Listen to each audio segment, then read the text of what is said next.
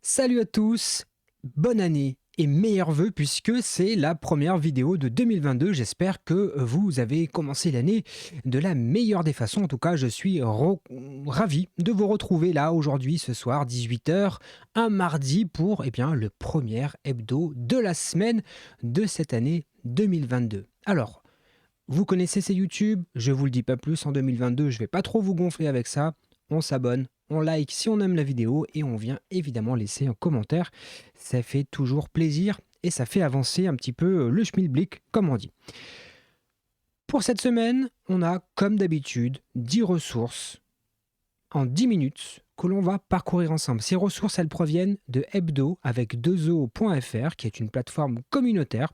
Vous pouvez y aller, vous inscrire, c'est totalement gratuit et vous pouvez venir partager vos ressources en cliquant sur ce magnifique petit bouton vert qui vous dit partager une ressource.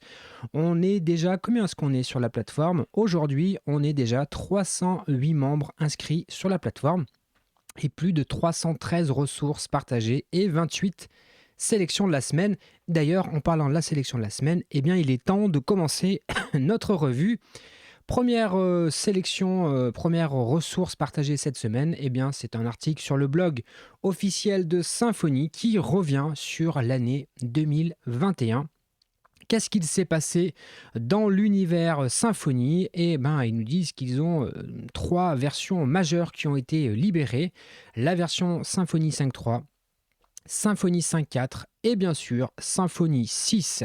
Il y a eu 248 publications sur le blog qui a eu pas mal de choses. Les événements qui ont été organisés en Pologne, en France, en Allemagne, en Espagne et puis une édition Summer, une édition Winter. Bref, les membres de la Symfony Core, les Symfony Components qui ont été modifiés ou qui ont été ajoutés, les contributeurs, ceux qui ont le plus contribué à la fois au code et à la documentation. Bref, une bonne façon de voir ce qui s'est passé pendant un an dans la communauté Symfony. Allez, deuxième ressource, cette fois-ci c'est un dépôt GitHub mais pas n'importe lequel, puisque depuis un petit moment déjà, on s'attendait à ce que la Symfony CLI, donc le petit utilitaire en ligne de commande bien pratique pour ceux qui font du développement Symfony, a été open sourcé par Fabien Potencier il y a de cela quelques jours à peine.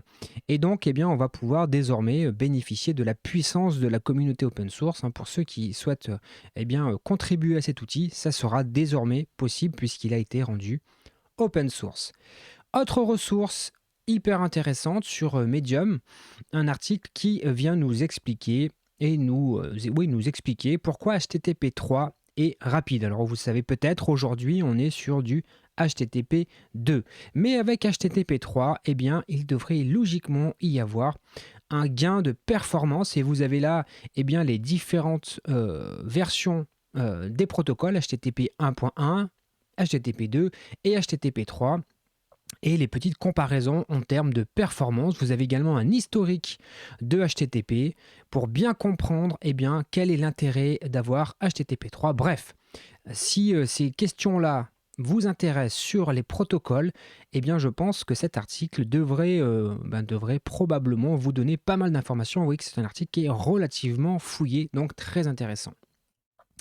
Autre ressource partagée par la communauté cette semaine sur le blog de Idora, un hébergeur suisse avec lequel j'ai un partenariat et on va revenir dans une prochaine vidéo, on va reparler de cet hébergeur qui nous présente ici la méthode qu'ils ont utilisée afin de proposer à leurs clients l'utilisation de Uptime Robot en un seul clic.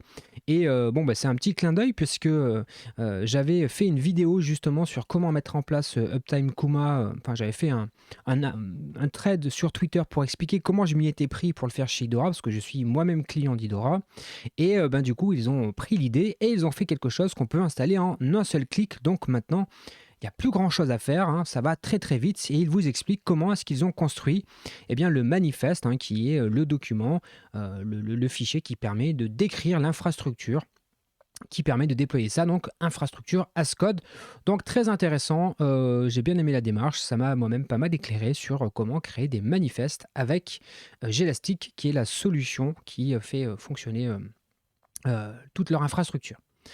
Autre ressource partagée cette semaine, qui est une ressource sur la chaîne NordCoder, qui revient sur des informations de base en JavaScript. Faut-il utiliser var, let ou const, et dans quel cas il faut utiliser l'un ou l'autre des solutions.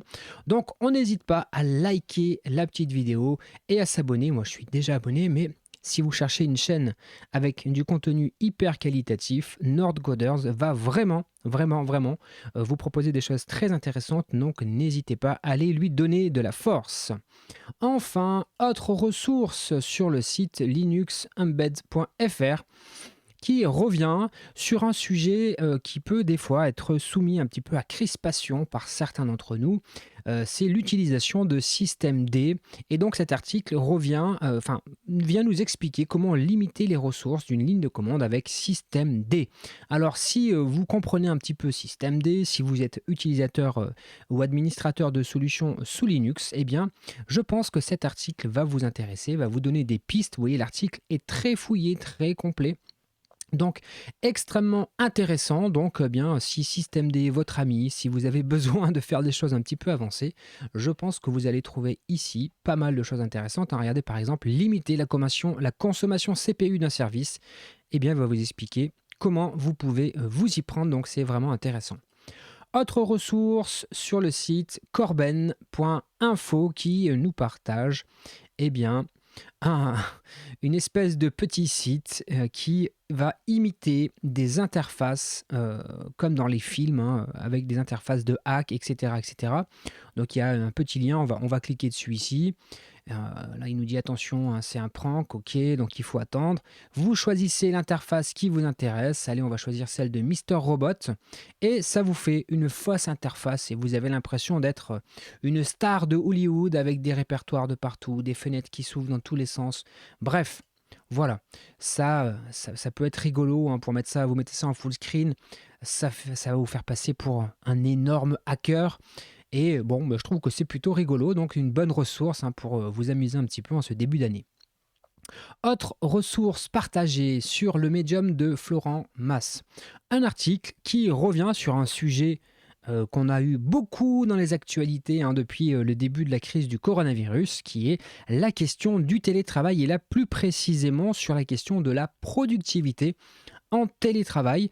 Et donc là, il y a des astuces finalement pour optimiser votre productivité. Alors il y en a certaines que vous connaissez peut-être, qui est de bloquer ou d'éviter les réseaux sociaux, d'installer AdBlock, de vous désinscrire des newsletters inutiles, par exemple avec cleanfox.io, de mettre des écouteurs pour se couper du bruit, etc., etc. Bref, voilà plein de petites astuces qui peuvent vous permettre d'être plus efficace.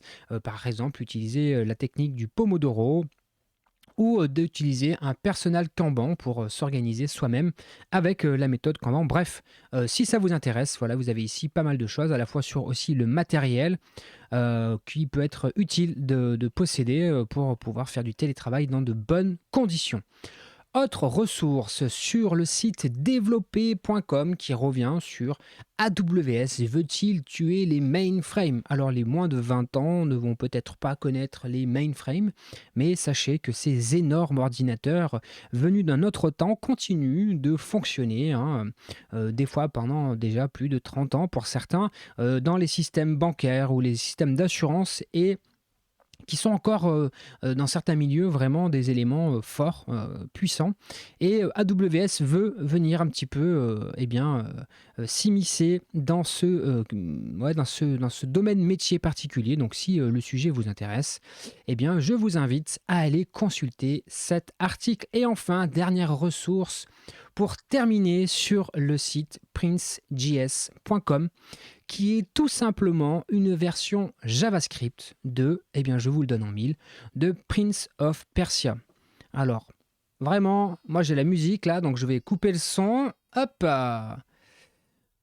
Et donc vous avez ici une version complètement jouable dans le navigateur de Prince of Persia. Alors je vais pas jouer parce que là, ça va être un petit peu compliqué tout en enregistrant la vidéo. Mais si vous avez, dans les années 90, joué à Prince of Persia, ça va probablement vous rappeler plein de bons souvenirs. Moi, j'avoue que, j'ai passé une partie de mon enfance à jouer à Prince of Persia, hein, sur, un PC qui était à l'époque sur Windows 3.11. Donc voilà, hein, ça me rappelle de drôles de souvenirs de voir ce petit personnage, eh bien, directement dans le navigateur. J'avoue que c'est relativement cool, hein. Vous allez sur Prince JS et puis vous pouvez directement jouer. Allez, on va terminer la partie de la façon la plus sauvage qui soit. Et on en a fini avec nos ressources de la semaine. N'oubliez pas d'aller faire un tour sur hebdo.fr, rubrique hebdo de la semaine. Vous retrouvez eh bien, la vidéo de la semaine et surtout les liens partagés dans cette vidéo. Écoutez, on en a fini. Je vous souhaite à toutes et à tous une très bonne semaine. On reprend nos vidéos plus techniques à partir de samedi, là, le prochain qui vient. Donc, eh bien, rendez-vous samedi, portez-vous bien, soyez bienveillants et encore une fois, bonne année et meilleurs vœux à toutes et à tous. Salut!